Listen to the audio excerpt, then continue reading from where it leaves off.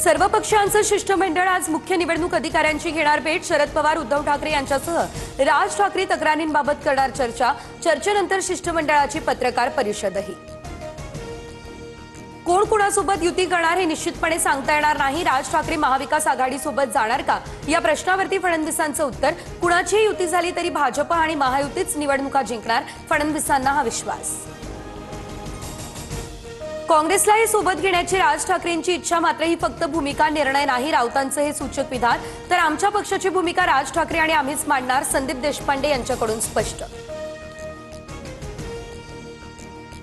मनसेसोबत काँग्रेसची युतीबाबत अद्याप चर्चा नाही, तर काँग्रेस प्रभारी रमेश चन्नीथला यांच्याकडून आपली भूमिका स्पष्ट। महाविकास आघाडीमध्ये फक्त काँग्रेस, पवार आणि ठाकरेंचा पक्षच असल्याचं वक्तव्य।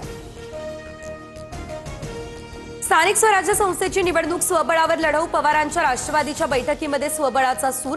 महाविकास आघाडीच्या नेत्यांसोबत चर्चा करून निर्णय घेऊ, शरद पवार यांची भूमिका।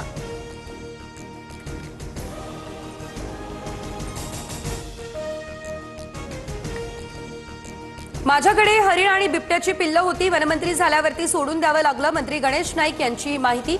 वनमंत्री झाल्यावर बंधन आल्याचं गणेश नाईक यांनी केलं कबूल।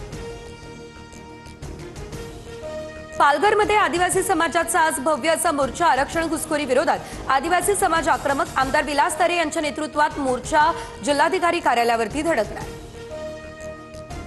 बोर्डाकडून 10वी आणि 12वीच्या परीक्षेचं वेळापत्रक जाहीर। 10 फेब्रुवारी ते 18 मार्च दरम्यान 12वीची, तर 20 फेब्रुवारी ते 18 मार्च दरम्यान 10वीची परीक्षा होणार।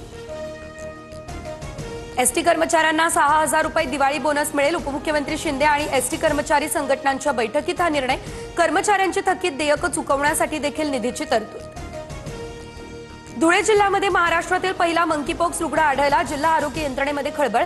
सौदी अरेबियामधून 2 ऑक्टोबरला हा रुग्ण धुळ्यात आल्याची माहिती।